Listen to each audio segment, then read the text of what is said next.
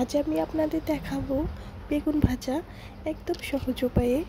যদিও সবাই এটা জানেন, আবার অনেকেই আছে এটা একদম জানেই না।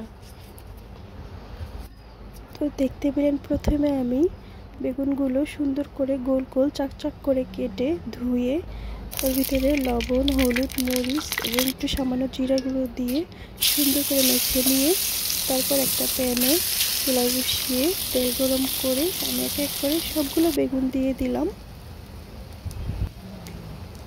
তো হালকা থেকে মিডিয়াম আছে আমি বেগুনগুলো ভাজবো।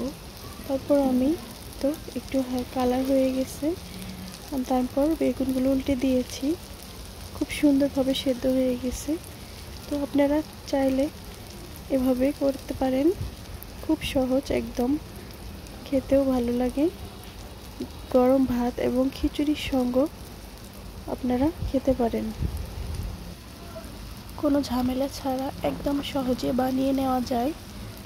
তো হাতে সময় কম থাকলে, কোনো কিছু খেতে ইচ্ছে না করলে এভাবে আপনারা বানিয়ে খেতে পারেন।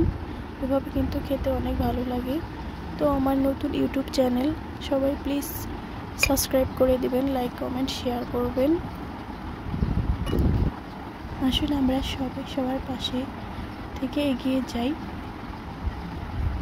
তো এমন সহজ রেসিপি পেতে অবশ্যই চ্যানেলটি সাবস্ক্রাইব করে রাখবেন। আপনারা কমেন্টে জানাতে পারেন কোনো রান্নার রেসিপি চাইলে, আমি আপনাদের সঙ্গে শেয়ার করব।